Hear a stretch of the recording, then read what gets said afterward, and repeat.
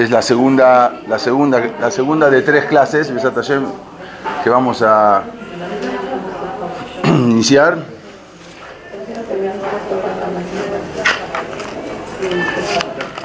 ¿Ya? ¿Estamos? Ahorita te...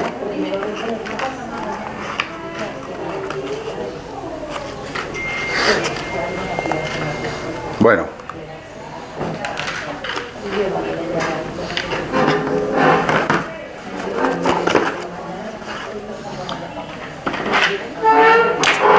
Bueno, vamos a iniciar con la clase. Es la segunda. Estábamos hablando de todo, cómo se formó, cómo fue el Estado de Israel, la independencia de Israel, vista desde una diferente ashkafá, de una diferente visión, una visión datiá, una visión que a veces no todos la observan por ese lado. Pero vamos a ver qué pasó. Habíamos hablado que la resolución de la Organización de las Naciones Unidas, cuando decidieron, los ingleses ya estaban desesperados, se querían escapar de Israel, todas las guerras que vimos, las guerrillas, ¿no? Porque era pelear contra guerrillas que salían de todos lados. Entonces entregaron a la ONU, pero la ONU estableció que Israel iba a ser partida en 3, o sea, una parte árabe, una parte Yehudí y otra parte internacional. Jerusalén, el Kotel, todo eso quedó internacional. Pero con todo eso, los árabes no querían nada. Los árabes, aunque le dieron la mayor parte, porque a Israel le dieron el Negev, el desierto, a Israel le tocó el desierto, 1948. La situación para los árabes no querían aceptar. La ONU fue lo que dio. La situación para en ese momento, uno dice, bueno, ya está, la ONU decidió, no, pero era muy grave para los Yehudí. ¿Por qué? Porque iban llevando como caravanas de camiones para mandar ayuda a Jerusalén, a Ir Aticá, a los Yehudim que estaban en Jerusalén. Iban trasladando en las carreteras y los árabes les disparaban desde arriba. Los árabes disparaban desde arriba de las carreteras y entonces muchos eran emboscadas que les hacían desde las montañas. Por otro lado, los británicos les habían prohibido a los Yehudim, a los judíos, traer municiones. O sea, los Yehudim no podían defenderse. Los ingleses les prohibían a los Yehudim tener armas. A los árabes les entregaban armas. Algo increíble. Entonces, en ese momento los Yehudim se enfrentaron el periodo más duro de la lucha por la independencia. Todavía no sabía, o sea, ya había dictaminado que la ONU iba a repartir, pero todavía no fue la independencia de Israel. Para marzo de 1948, el acoso de los árabes provenientes de las montañas. Todas estas fotos que ven son reales, como los árabes iban desde las montañas disparándole a los Yehudim, y era cada vez peor, cada vez más difícil. Ellos controlaban las carreteras que conducían a Jerusalén, los árabes. Entonces, la población judía de Jerusalén estaba en un riesgo impresionante porque los iban a matar de hambre. La batalla entonces se enfocó ahora en las carreteras. Entre abril y mayo del año 1948, todos los vehículos, todos los transportes que iban por la carretera, ustedes conocen la carretera que va a Jerusalén, directamente estaban expuestos a los francotiradores, que les tiraban desde arriba y los destruían. Ustedes alguna vez seguramente fueron a Jerusalén, la carretera de Tel Aviv, y van a ver que en los costados hay muchos tanques y muchos coches ahí como que están de viejos, ahí destruidos, como de guerra, que están ahí como museo. En la carretera los van a ver ahí. Todos esos son estos coches, tanques de Yehudim que iban a defender y los árabes los destruían. Por esa ruta era la ruta que traían las provisiones para el pueblo, para los que estaban en Jerusalén. Incluso ellos ya estaban tan presionados que empezaron, no había tanques en ese momento, Israel no tenía tanques, recién estaban haciendo como nación. Entonces le ponían como chapas todos los coches así de guerra, los ponían como chapas en los costados para poder soportar los disparos que venían de las emboscadas de los árabes. Sin embargo, muchos de estos vehículos fueron destruidos. Ahí están en las carreteras, lo ven hoy en día, están ahí expuestos. Cuando uno va a Jerusalén, no podían llegar. Los residentes que vivían en Ir Hatiká estaban completamente desconectados. Había mucha hambre, no llegaba comida. La lucha entonces era muy intensa y ocurrió en un pueblo que se llama Castel, en las montañas de Jerusalén. Había una fortaleza antigua ahí, una fortaleza que los árabes ocupaban para destruir, para apuntarle ahí y tirarle a los judíos. El 5 de abril del año 48, la Ganá, ¿se acuerdan que hablamos la semana pasada? Era un ejército que se empezaba a formar estaba por Ben Gurión. Lanzó un ataque, se juntaron, lanzó un ataque contra estas posiciones árabes en las montañas. La lucha era muy intensa. Un joven, resulta que un yudí, que apenas había llegado del Yemen, Temaní, nunca en su vida agarró una pistola para disparar, tiró al aire y mata al líder de las fuerzas árabes. Sin querer, apuntó y tiró, él no sabía ni para dónde disparar, y mata a Abdul Qader el-Husseini, que era el líder de toda la revuelta árabe. A raíz de esto, los árabes acabaron la lucha y al día siguiente abandonaron todas las posiciones para asistir al funeral. Estos son todos los árabes. Mientras todos asistieron al funeral, entonces los Yehudim pudieron reabastecer Yatica. Todos estaban en el funeral y los Yehudim pudieron entrar con los camiones, como ven acá, para llegar y ahí poder dar de comer a todos y llegar con abastecimiento. Había un pueblo, se llamaba un pueblo muy famoso, Der Yassin, que estaba situado a los lados de la montaña. Y ahí la captura de ese pueblo era clave para que dejen de disparar los árabes. Y ahí fue también en abril que había varias guerrillas, dijimos el Irgum, la banda Esther, la Ganá. Entonces ahí hicieron un ataque sorpresa y murieron ahí 250 árabes, que incluso también fueron llevados cautivos. Pero ahí siempre, hasta hoy en día los árabes se quejan que fue una masacre, la masacre de Der Yassin. Hasta hoy en día se están quejando que fue una masacre, que mataron a los niños, que mataron a las mujeres.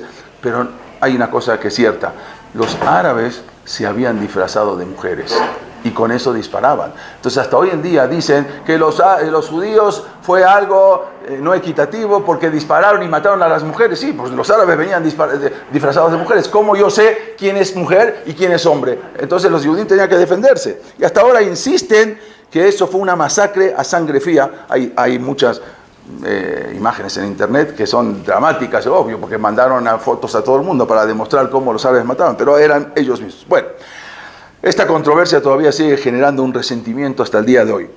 Bueno, entonces, hacia más o menos mediados de mayo del 48, aproximadamente, y escuchen esto, 300.000 árabes empezaban a huir de sus casas. ¿Por qué? Porque nadie sabe por qué.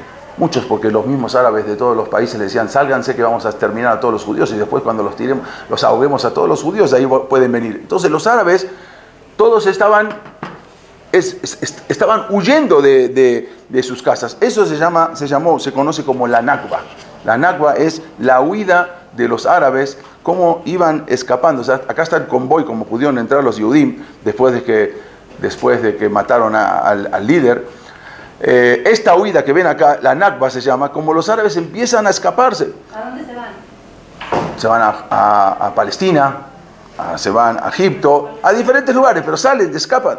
Algunos huyeron por miedo, otros se fueron porque eran alentados por los países árabes, que les decían que salgan, escápense, vamos a tirar una bomba atómica, vamos a matar a todos. Después, cuando acabemos con todo, ya pueden venir para que no les hagamos para que no hagan daño. Entonces, como resultado de esto, grandes poblaciones árabes se vaciaron. Haifa, Yafo, Tzefat, eran poblaciones totalmente árabes, se empezaron a vaciar, se iban. Los Yehudim le decían: no se vayan, ¿a dónde van los vecinos? ¿Por qué se van? No lo estamos corriendo. La gente se escapaba. Los Yehudim, al contrario, que vivían en Haifa, incluso les rogaban a los árabes para que se queden. ¿Por qué? ¿Por qué te vas a ir? No te estoy echando. No te estoy corriendo. No, yo me voy. Ya me avisaron. Nadie decía por qué, porque decían que iban a matar a los Yehudim y después venían. Sin embargo, los árabes tomaron represalias después de todo esto que hicieron en este pueblo de Der Yassin. ¿Qué hicieron? Atacaron una caravana. Los Yehudim mandaron una caravana con ambulancias que iban, transportaban ahí 77 médicos y enfermeras, iban hacia el hospital Adasa para atender a los Yehudim que estaban ahí heridos. A 100 metros había una caseta de policía de los británicos. No hicieron absolutamente nada. Los árabes los emboscaron y desgraciadamente mataron a todo el convoy de enfermeras, todo el convoy de doctores. Acá los van a ver. Esto es el 13 de abril cuando asesinan a 77 médicos y enfermeros judíos.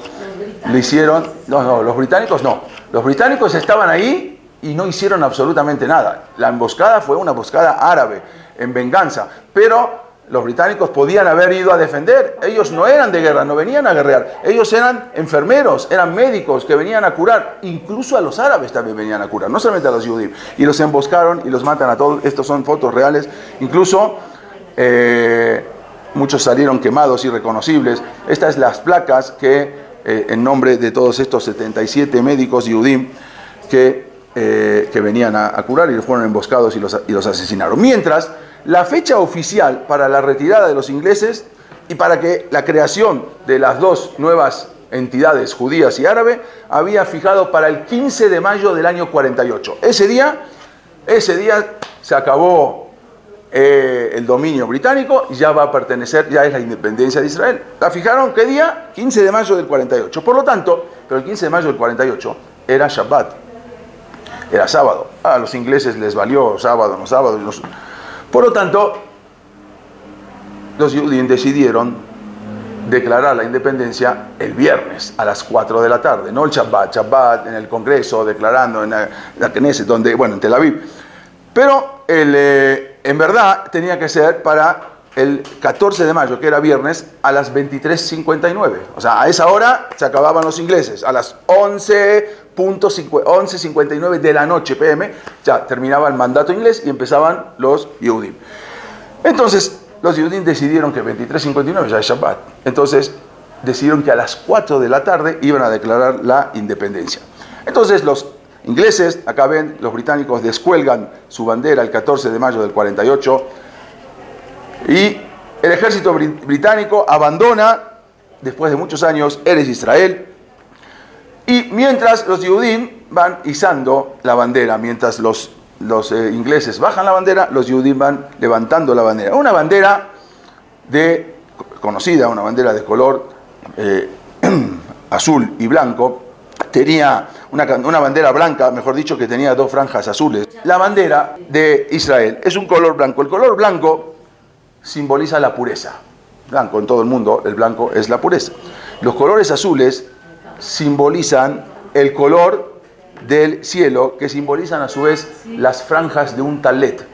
O sea, la bandera de Israel es la pureza juntamente con la franja de unos talet, del talet, que eso simboliza la transmisión de la tradición del judaísmo. Por eso hicieron justamente la bandera de este color.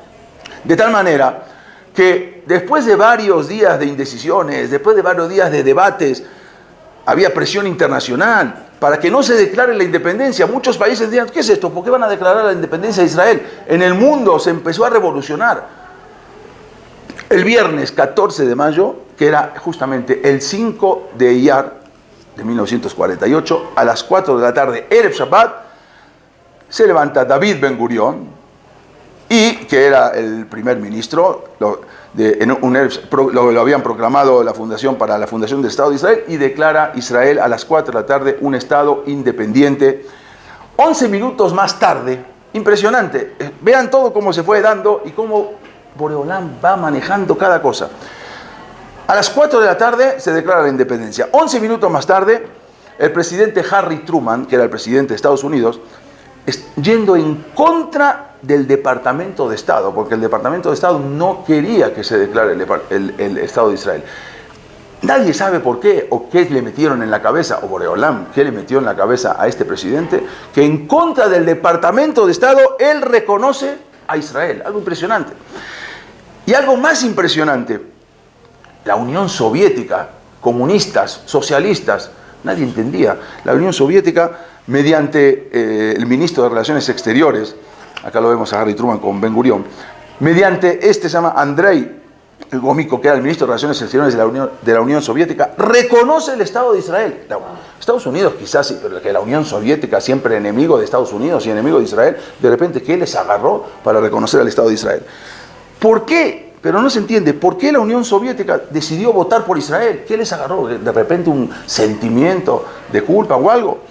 No, los rusos esperaban que Israel fuera aliada de Rusia en el Medio Oriente, pero nunca pasó. Ellos tenían la intención de que Israel va a ser aliada. Al final, no llegó, no pasó, cosa que no pasó.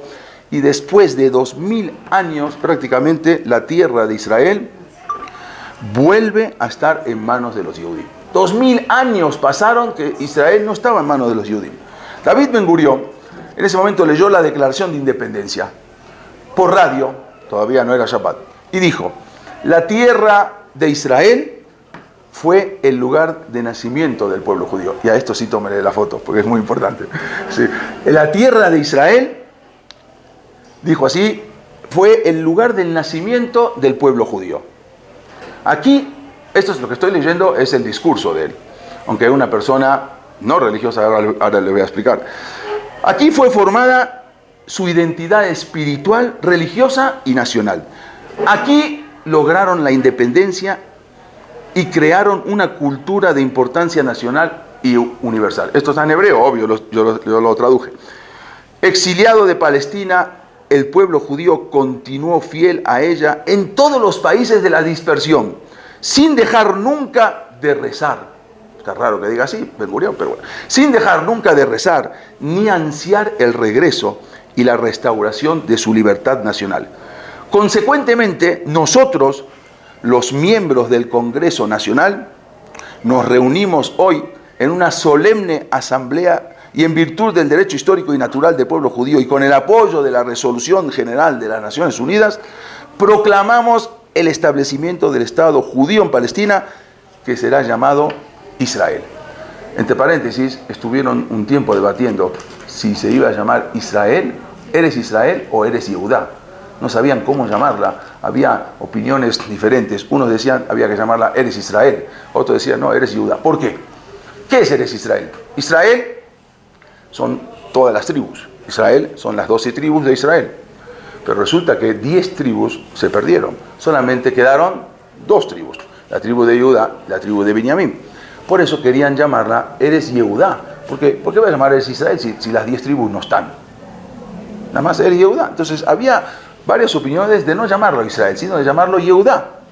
Resulta que después vinieron otras opiniones y dijeron, bueno, pero si no, y si el día de mañana va a venir el Mashiach y van a venir las otras 10 tribus perdidas, ¿qué vamos a decir? ¿Ustedes no pertenecen acá? Porque esto nada más es Eres Yehudá. Ustedes váyanse a México o Argentina, ¿a dónde se van a ir? Por eso llamaron Eres Israel, porque había debate si era Eres Israel o Eres Yehudá. Bueno, pero Yehudá es un Yehudim. sí, es Yehudá, es Yehudim, pero se refiere más a la tribu de Yehudá. ¿Sí?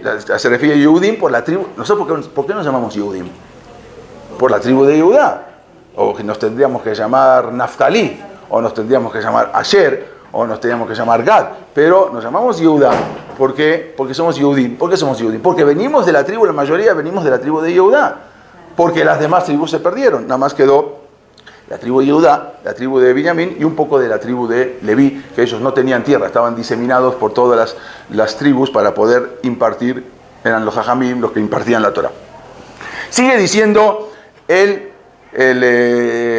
la declaración: ofrecemos paz y amistad a todos los estados vecinos y a sus pueblos, y los invitamos a cooperar con la nación judía independiente por el bien común de todos. No queremos guerra, queremos paz. Les pedimos nosotros a todas las naciones árabes, no queremos guerra. Con confianza, y sigue diciendo, y acá viene el punto, porque en toda la declaración de independencia no se nombra una sola vez el nombre de Dios. Está raro. En la declaración de independencia de Estados Unidos, ¿sí?, más de 10 veces está nombrado el nombre de Hashem, de Dios. En la declaración de independencia de Israel no figura el nombre de Dios. Quizás podemos ver algo que simboliza. Dice así: con confianza en la roca de Israel, nosotros firmamos esta declaración en esta sesión del Congreso Provisional de Estado de la ciudad de Tel Aviv, en la víspera de Shabbat, el 5 de Iyar 5708, 14 de mayo 1948. ¿Qué significa con confianza en la roca de Israel? Puede ser que se refiera a Dios, porque también decimos Tzur Israel, Tzur es la roca, ¿sí? Entonces puede ser que también se lo llama como que Boreolam nos protege, es una roca, pero no dice Dios. Si prestamos un poco de atención al discurso de la Declaración de Independencia de Israel, pronunciado por David Ben Gurión, a diferencia de Estados Unidos, como dijimos, en toda la declaración no se menciona una sola vez. Esto en verdad se debe a que los que dirigían la agencia judía eran todos personas seculares, no eran personas religiosas, eran personas que habían venido antes de la Shoah, eran personas que estaban muy asimiladas, y ellos fueron los que hicieron el Estado de Israel. Entonces, o se les olvidó, no creo, o a propósito no lo pusieron, o pusieron un nombre para que el que quiere interpretar la roca, que se refiere a Boreolam, o puede ser que la roca se refiere al ejército de Israel. Interpreta como quieras, ¿sí? Ahí ve Rashi, Tosafot, a ver qué quiere decir. Cuando mencionan la roca de Israel, se puede, como dijimos, puede ser alusión a Hashem, o puede ser a la FDI, a las Fuerzas de Defensa de Israel. Cuando termina este documento, la orquesta tocó el Atikva, ¿sí? Todos se pararon, todos se pusieron de pie. La audiencia quedó petrificada. No se imaginaron nunca que después de 2000 años otra vez iban a tener. Se estableció el Estado de Israel, la independencia de un pueblo que estuvo bajo la servidumbre de otras naciones durante 1887 años, solamente tomó 32 segundos. O sea, para terminar 1887 años, solamente 32 segundos fue la declaración de la independencia. La gente bailaba afuera, la gente se abrazaba, caían lágrimas de regocijo. Afuera había miles de personas esperando. La gente bailaba, todos estos Erev Shabbat, esta foto es un Erev Shabbat, había Rabbanim, había Jajamim, si ven en la foto, esperando a ver qué va a pasar, se va a declarar, no se va a declarar. Esto fue en Tel Aviv. Entonces estaban a la espera si se va a declarar. Muchos judíos en todo el mundo celebraban la noticia, pero a su vez también sintieron miedo, porque la lucha inevitable que se veía venir. Los árabes no aceptaron. Aunque la ONU había dictaminado, los árabes dijeron, a nosotros no nos interesa. Un tiempo antes, cuando ya estaban preparando la declaración de la independencia, también participaron una organización ortodoxa que se llamaba Agudat Israel, y que llegaron a un acuerdo con la agencia judía para poner unos puntos que Baruch Hashem hasta ahora se respetaron en Israel. Los líderes no religiosos, que estaban encabezados por David Ben Gurión, aceptaron, aunque de mala gana, esos puntos. Había 4 puntos esenciales que habían insistido la Agudat Israel, que es cuando se levante el Estado de Israel, tenían que conservarse. ¿Cuáles eran? El documento se llamó Acuerdo de Status Quo, que se firmó el 19 de junio de 1947, se había firmado antes, y había 4 puntos principales. Primero, la observancia de Shabbat en la vida pública. O sea, todas las dependencias del gobierno, Shabbat, tienen que cerrar, ¿sí? Después, si los negocios quieren abrir, bueno, es otra cosa. Pero todo lo que pertenece al gobierno, Shabbat es el día sagrado. Ellos querían hacerlo para domingo. Sí, por eso, hasta ahora, gracias a Dios, se conservaron. Segundo, o sea, el Shabbat tenía que ser el día oficial de descanso del Estado de Israel, y ese día todas las oficinas gubernamentales no podían trabajar. Segundo, la observancia del kashrut en las instalaciones gubernamentales. O sea, no podían servir comida taref en todas las instalaciones, hasta ahora en la Knesset, en todos lados, aunque puede ser que sea Rabbanut Tel Aviv, cualquier Rabbanut, no importa, pero tiene que ser kasher toda la comida. Tercero, y esto es muy importante, que hoy en día se está empezando a cambiar y es muy grave. El matrimonio y el divorcio tiene que regirse por la Torah. No puede regirse por un Rabbanut reformista, porque si no puede pasar cualquier cosa. La mujer está divorciada, la divorcian, verdaderamente no está divorciado, ese get no es válido, y por lo tanto la mujer va, se casa con otro, y luego esos hijos son mamzerim, son bastardos. Entonces, y lo mismo las bodas, quién sabe si van a casar, va a venir, después vienen los rusos, no sabemos si son judíos o no son judíos, esta mezcla, que después llegó cualquier cosa. Todo eso también, a pesar de que ellos no querían, se acordó. Y el cuarto, el derecho a la educación religiosa. O sea, en todas las escuelas, tiene que haber, aunque las escuelas giloniot no, pero algo de religión, por lo menos los abot, la historia, quienes fueron, hay educación y el derecho. O sea, no quiere decir que yo puedo optar por una escuela religiosa, no por una escuela laica.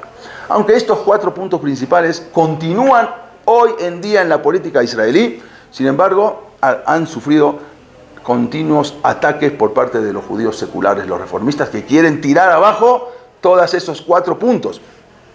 El área más difícil es el área de divorcios y conversiones, porque los reformistas también quieren ahora agarrar el mando de las conversiones.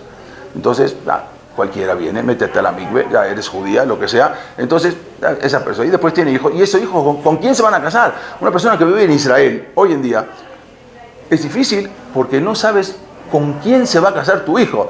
Y aunque ya consiga novia, ve a averiguar de dónde viene. Acá en México es toda una comunidad, se sabe.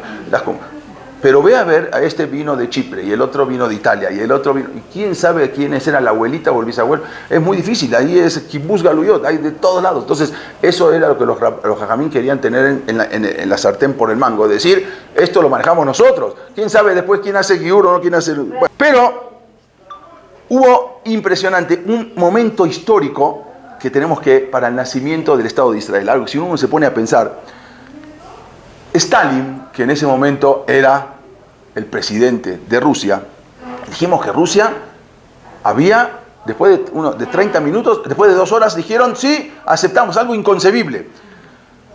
Esto es la cosa, esto es Shabbat, el matrimonio, como dijimos, todo esto se aceptó en ese momento. Y esta es la declaración de independencia. Pero este presidente, que era el presidente de Rusia, Stalin, que era comunista, después de un ratito se arrepintió. Pero ya era un poco tarde. Se arrepintió de haber aceptado al Estado de Israel. Pero sin embargo Israel ya estaba agotado en el mundo, ya tenía su existencia asegurada por los mismos esfuerzos de este mismo presidente anteriormente, que él no sabe qué pasó, él pensó que Israel va a ser aliado, después se dio cuenta que no, se arrepintió, pero ya era tarde. Incluso también la política norteamericana estaba cambiando y el gobierno, o sea, el Congreso estaba presionando a Harry Truman. Y él empezó a escuchar un poco más ahora al Congreso. Si el retiro del gobierno británico se hubiese pospuesto un poquito más, no hubiese sido el 14 de mayo, ¿sí? Hubiese sido el 15, el 16, el 17, entonces Estados Unidos hubiese estado mucho menos interesado en la creación del Estado de Israel y la Unión Soviética 100% se hubiese negado, por lo tanto no hubiese habido Estado de Israel. Fue un momento que Akadosh Baruj Hu dijo, ahora, no hay más. En este momento, en 32 minutos, no podemos esperar más. Un día más, se acaba. Hay que aprovechar la oportunidad. En este momento se abrió una ventana, Israel la aprovechó. Por lo tanto, Israel surgió gracias a una oportunidad, una ventana que se abrió brevemente durante unos cuantos meses, entre 1947 y 1948, y luego se volvió a cerrar. Un importante historiador, no judío, se llama Paul Johnson. Se lo recomiendo mucho, el libro de historia judía es impresionante, está en español, los venden en todos lados. Él dijo, ¿el Estado de Israel fue suerte o providencia? Porque es algo increíble, nació de algo que si se hubiese esperado un poco más no nacía. Otro historiador, se llama Bailey, otro famoso historiador no judío, él dijo así, así fue como un nuevo Estado vio la luz del día en circunstancias tan fantásticas como la de las 1001 noches. Cuando Dios así lo quiere, hasta los mismos enemigos se convierten en las herramientas para beneficio del pueblo judío. Los mismos rusos se convirtieron en herramientas para declarar el Estado judío. Después no entendían por qué lo hicieron. Eso solamente podemos hacer gracias a Ashgaha Pratit, lo que es la providencia divina. Y Am Israel es un pueblo que sigue y nadie entiende cómo puede ser que todas las cosas son mortales. Am Israel sigue. Y el mismo Paul Johnson y el mismo otros también historiadores se preguntan cómo puede ser la inmortalidad de Am Israel, cuál es el secreto. Pero vamos a ver una cosa y ahora vamos a entrar en la guerra del 48. Ustedes dicen, bueno, ya Israel, Baruch Hashem, ya tenemos Estado de Israel. Al otro día empieza la guerra. Al otro día. No pasó 24 horas, los árabes dijeron, Estado de Israel, ahora te la voy a hacer cardíaca. Y se empiezan a juntar muchos países para atacar a Israel. La ONU había determinado separar. El mapa de la repartición, si ustedes ven, prácticamente, vean lo que le tocó a Israel. A Israel le tocó el desierto, vean. Una franja que era de Tel Aviv, todo lo que está en amarillo. ¿Ven la franja? Esa franja de Tel Aviv. Y todo abajo donde dice Beersheba, todo eso es un desierto. Todo eso le tocó a Israel. Tú quieres el desierto. Israel. Ahora, ¿qué le tocó a los árabes? Todo Jerusalén, toda la parte también de arriba. Eso es lo que le toca a Israel. Pero los árabes no querían ni siquiera eso. Entonces se juntaron y empezaron a atacar. ¿Quiénes se juntaron contra Israel? Estos países. Egipto, Irak, Arabia Saudita, Siria, el Ejército de Liberación Árabe, el Yemen, Líbano, Jordania, el pueblo palestino y la Liga Árabe. Todos esos contra Israel. 45 millones de árabes contra 600.000 Yehudim. Porque en Israel recién empezaba, 600.000 Yehudim. ¿Sabes que son 45 millones de árabes contra 600.000 Yehudim? Bueno. Esta es la historia de la tierra de Israel. Era un territorio de 500 kilómetros por 60 kilómetros de ancho que se sigue luchando durante siglos. Se luchó y se sigue luchando. Estos países árabes ya habían votado en la ONU en contra de la partición de Palestina y ahora rehusaron ese voto. No lo querían, ese voto no aceptaban. El 15 de mayo del 48, estamos hablando 15 de mayo del 48, el 14 de mayo fue la declaración, viernes, el Shabbat, el 15 de mayo, entonces los árabes juraron que iban a resistirse a la creación del Estado judío, aunque tuviesen que iniciar una guerra. Y así pasó. El 15 de mayo, 2 aviones egipcios bombardearon la ciudad de Tel Aviv. Y directo, declararse la independencia, directo. Pero ¿cómo? La ONU, no hay nada. Bombardean la ciudad de Tel Aviv. Y el primer discurso de Ben Gurión como primer ministro se tuvo que llevar a cabo en un miklat, en un refugio, porque ya estaban bombardeados. El primer día. Bueno, los daños que ocasionaron el primer día de guerra fueron daños muy considerables. Los árabes demostraron que sus aviones podían llegar hasta Tel Aviv. Aviones que venían bien equipados. Uno de los, el general de la Liga Árabe se llamaba Hassan Pasha. Esto es cuando destruyen también, inmediatamente, cuando van a Tel Aviv, destruyen, empiezan a destruir muchos lugares en Tel Aviv. Este Hassan Pasha, que era el líder, el secretario de la Liga Árabe, él dijo lo siguiente: esta será una guerra de exterminio y una masacre memorable, de la cual se hablará como se habla de las masacres de los mongoles y de las cruzadas. En la historia se va a hablar de esta masacre que vamos a hacer contra los judíos. Esto fue el primer día de la existencia del Estado de Israel.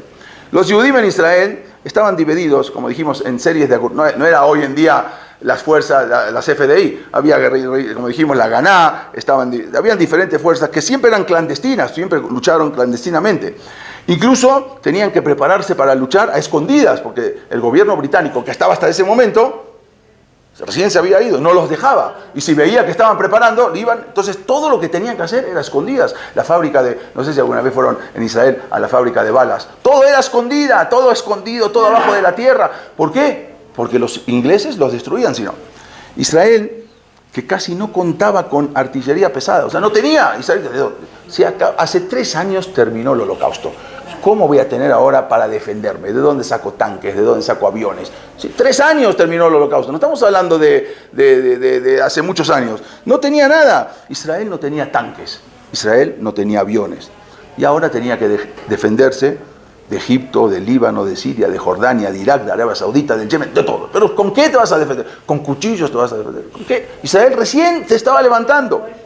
La Ganá, que era el ejército de Israel más fuerte, estaba liderado por David Ben Gurión, contaba con 32.000 soldados. Eso era lo que tenía, ni siquiera soldados, eran soldados más o menos aprendices, ¿sí? Tenían municiones solamente para 3 días.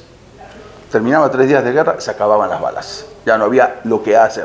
O sea, era todo lo que tenía Israel era para 3 días. Y había que defenderse de todos los ejércitos que venían a pelear contra Israel.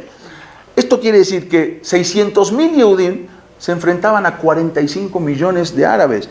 Si solamente sin guerra los 45 millones de árabes hubiesen desfilado caminando hacia Israel, los aplastan. Imagínense, 45 millones contra 600.000.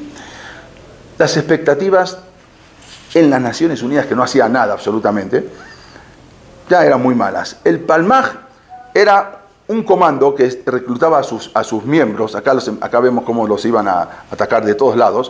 O sea, ya de todos lados, echarlos al mar. Vean este mapa, ¿sí? los atacan con tanques y aviones de todos lados, Israel, pues, obvio, se tienen que ir al mar y se tienen que ahogar en el mar, porque no hay otra salida. Estados Unidos no se quería mucho meter, porque tampoco no quería la Guerra Fría contra Rusia, ya habían problemas, a ver quién tenía más poder, entonces era meterse para salvar a Israel, nadie quería problemas. El Palmaj era un comando que reclutaba a sus miembros de los kibutzim.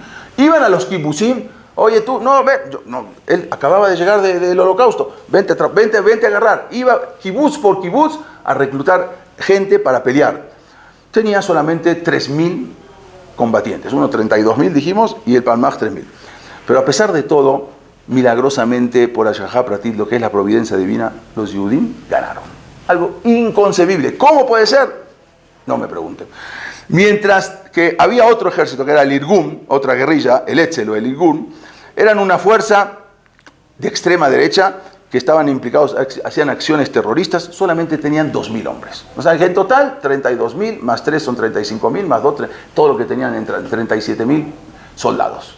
Ya ni soldados, porque ni siquiera eran soldados. Pero bueno, los árabes entonces empezaron a pelear, asaltaron un mercado de los Yehudim en Jerusalén, justo afuera del Shar Yafo, provocando un caos, provocando la destrucción.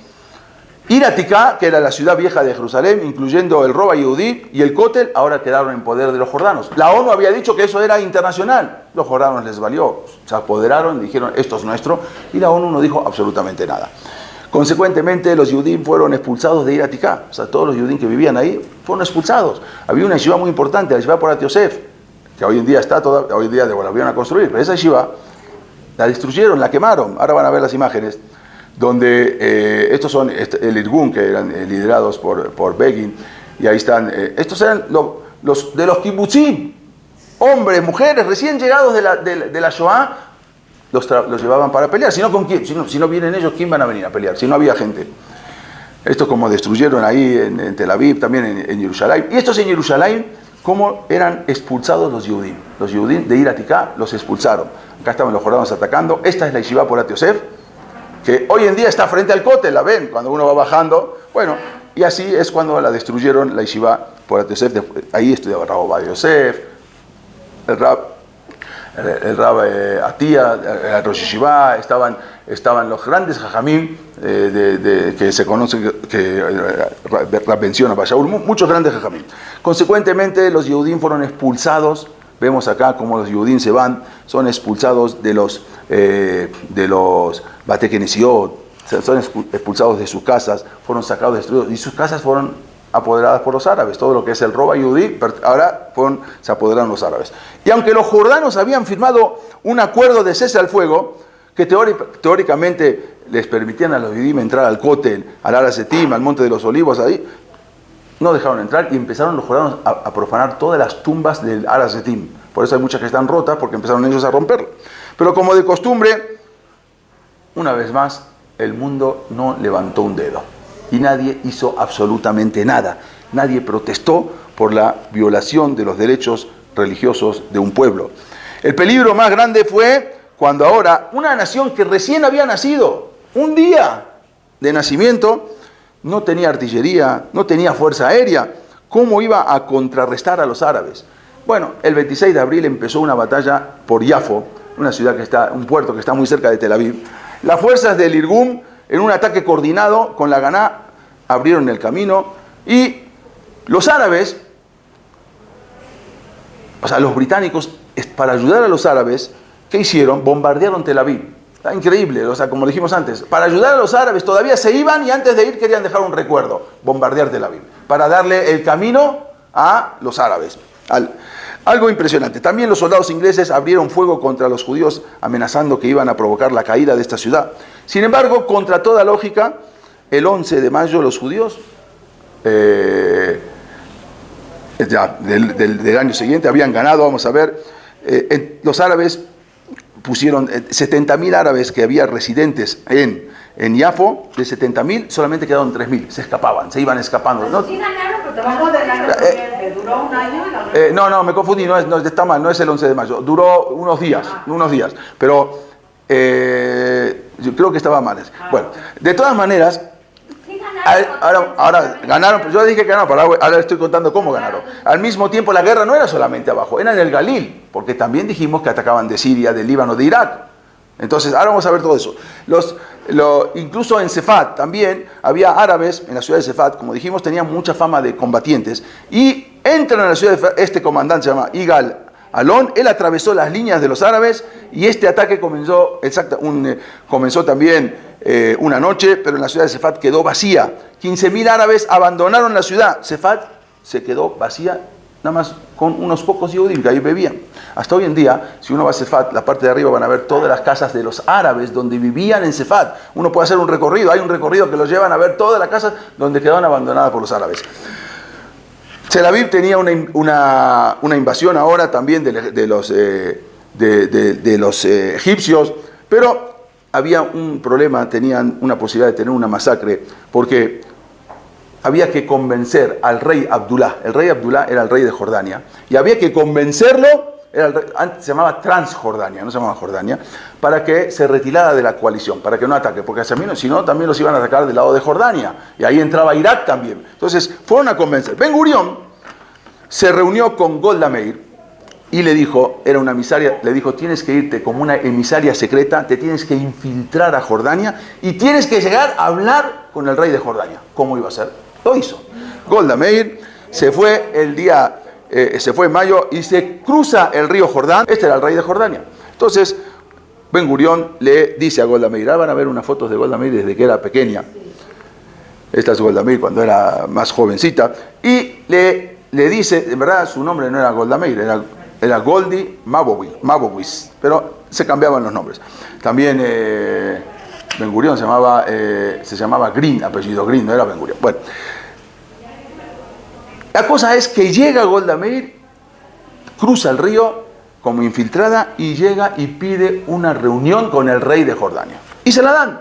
Entonces, era la única manera de evitar la guerra, era si decidían ellos detener la guerra. Cuando se junta con el rey Abdullah, el rey le dijo a Golda Meir que la única manera de que ellos de evitar la guerra era si los judíos decidían no declarar el Estado de Israel. Ya lo habían declarado, no, que lo detengan. Y había que detener toda inmigración, que no venga ningún judío más. Golda Meir le respondió que eso era inaceptable. Y le dijo, si su majestad quiere la guerra, habrá guerra. Y añadió, quizás volvamos a encontrarnos pronto en un tiempo más. Así dijo, ¿quiere guerra? Era una mujer muy dura. La opinión militar del mundo era unánime porque decían el Estado de Israel no sobrevivirá. O sea, va a durar 3, 4 días. El mundo decía, esto más de una semana no existe. El mariscal, esto es lo que siempre decía también, es muy importante, lo que siempre ella decía, ahora se los voy a mostrar en español, acá lo tienen en español. Ella decía, habrá paz en Medio Oriente cuando los árabes amen a sus hijos tanto como odian a los judíos. Lo dijo hace mucho tiempo y todavía se sigue, es increíble. Es impresionante y a toda esto. Había un mariscal, se llamaba Bernard Montgomery. Él había mandado los ejércitos victoriosos de los aliados del norte en África. O sea, él fue un mariscal que peleó contra los alemanes. Este mariscal se llamaba Bernard Montgomery. Él era americano y él fue el que dirigió los ejércitos aliados contra los alemanes en África y que acabó con ellos. Él dijo, el Estado de Israel será derrotado en solo 2 semanas. Era un americano que sabía de guerra. Los árabes amenazaban a Israel por todos los frentes. Egipto estaba preparando un ataque a gran escala sobre Jerusalén, sobre Tel Aviv. Por el centro, la Legión Árabe Jordana. O sea, vean por dónde Israel va a ser atacado. Las flechitas rojas es por donde Israel. Por abajo, Egipto. Por atrás viene Jordania, Irak. Por arriba viene Líbano y viene Siria. Y aparte todos los países que venían a ayudar. Era algo impresionante mientras en el norte los ejércitos sirios y libaneses estaban preparando para una inminente invasión. ¿Cuál era la estrategia de los árabes? La estrategia de los árabes consistía en que los sirios y los libaneses iban a atacar por el Galil, por el norte, y se iban a ocupar las ciudades de Tiberia y Sfat. Mientras que los egipcios iban a atacar por el sur y se iban a dirigir a Tel Aviv. Y el ejército iraquí iba a hacer una ofensiva contra Jerusalén por atrás, Jerusalén y Haifa. Todo estaba. Incluso las fuerzas militares de Estados Unidos y las fuerzas militares de Gran Bretaña sostenían que Israel no tenía ninguna probabilidad de existencia ante esta guerra. Así lo decían los americanos y los ingleses. Sin embargo, como está escrito en el... Acá pueden ver un poquito mejor cómo iban a hacer la invasión. Como está escrito en el Teilim, en Inelo y Anúmbelo y Shanshomer Israel. Dios no descansa, Dios no dormita, Dios va a proteger a Israel. Con la ayuda de Boreolam, las fuerzas israelíes resistieron. El 20 de mayo, a las 4:30 de la madrugada, las tropas sirias descendieron del Golán, atacaron un kibuz, se llama el kibuz de Gania. Era una posición estratégica que tenía Israel para la preservación de todo el norte, y ahí comenzó una batalla sangrienta. Las tropas descendieron del Golán, atacaron a ese kibuz, era una posición muy estratégica. Pero a la vez, y esto está impresionante, una vez lo había dicho, justo cuando los árabes estaban por arrasar con el kibuz, gente que venían de todo el mundo, de Israel, eran kibutzim, cuando de pronto llegaron de abastecimiento 2 cañones para los Yehudim, que en verdad eran cañones que trajeron los Yehudim para defenderse, que se habían utilizado por última vez en 1870. 1870 fue la última vez que se usaron esos cañones. Era lo único que tenía Israel para defenderse. Trajeron esos cañones. Habían llegado de una guerra que se utilizó entre Francia con Alemania, Francia con Prusia, ni siquiera era Alemania. Increíblemente, esas armas de más de 70 años hicieron destrozos psicológicamente, tanto psicológicamente como físicamente, en los sirios, y se asustaron y se retiraron. ¿Por qué? Porque armas que hacían mucho ruido, parecían cañones, eran de tan viejas que hacían tanto ruido que cuando los sirios empezaron a escuchar pensaron que venía todo un armamento y se asustaron y se escaparon. Si los sirios hubiesen sabido que esas armas eran prácticamente obsoletas y esas armas eran la mitad de todo el arsenal de artillería que tenían los judíos, 2 armas eran la mitad de todo el arsenal que tenían los judíos. Si los sirios hubiesen sabido eso, no se hubiesen retirado. Y en cambio, hubiesen seguido con el ataque y acababan con Israel. Increíblemente, los carros de guerra sirios se regresaron. Se asustaron porque sonaban tan fuertes, de tan viejos que eran, que parecían cañones, bombas atómicas. Pensaron, estos tienen un armamento impresionante. Esos 2 cañones, en verdad, no fueron las únicas armas de Israel. Hoy en día, en todo Israel, hay monumentos dedicados a estas armas. Los pueden ver en los museos. El arma que salvó a Israel, obvio, que salvó a Israel fue Akadosh Baruj Hu, pero mediante estas armas. El ejército iraquí apareció en las orillas del río Jordán, rodearon, y así fue también un ataque, fracaso tras fracaso. Los soldados iraquíes no podían creer que las fuerzas judías no venían a defenderse. Decían, no, esto es una emboscada. Esto es raro, que los judíos no vengan a defenderse. Pero no había defenderse. Entonces se paraban los ejércitos iraquíes y dicen, bueno, mejor nos vamos, porque vamos a avanzar un poco más y nos van a emboscar. Pero no había nada, absolutamente. Si hubieran continuado la ofensiva, muy probablemente hubieran acabado con Eretz Israel. Y así también el ejército por todos lados atacaban. En el 48, también el 19 de mayo, estamos hablando 4 días después, los egipcios atacaron un kibuz, se llama Kibuz Yad Mordejai, con aviones, con morteros. 5 días estuvieron aguantando los Yehudim que vengan refuerzos. Y hubo 18 víctimas fatales de Yehudim, pero mucho más víctimas de los egipcios, que al final los jordanos, por otro lado, también empezaron a perder y nadie entiende por qué pasó. Dije que está mejor esta foto. El 27 de mayo Jerusalén cae bajo control de los jordanos, pero Jerusalén se salva. Y nada más termino con esta carta. Una mujer yehudí religiosa, porque venían Yehudim de todos lados, venían a ayudar a Estados Unidos, venían a ayudar gente a la guerra, venían a ponerse a las órdenes para pelear. Una mujer se llamaba Esther Kailingol. Esa era una mujer, una combatiente ortodoxa, inglesa, yehudí. El último día de la guerra, ella fue alcanzada por un proyectil jordano. Cuando el barrio judío se rindió, entonces los soldados jordanos la llevaron a herida, pero con vida, a un monasterio armenio cercano. Ella estaba en su lecho de muerte. Los soldados jordanos incluso le habían ofrecido un cigarro. Le dijeron para que se vaya por lo menos disfrutando. Sin embargo, ella les dijo que era el día de Shabbat y por lo tanto le estaba prohibido fumar. Unos días antes, Esther le había escrito una carta a sus padres, que incluso se conserva. en la que decía lo siguiente: papás queridos, les escribo esta carta para pedirles que pase lo que pase, lo tomen con el mismo espíritu que lo tomo yo.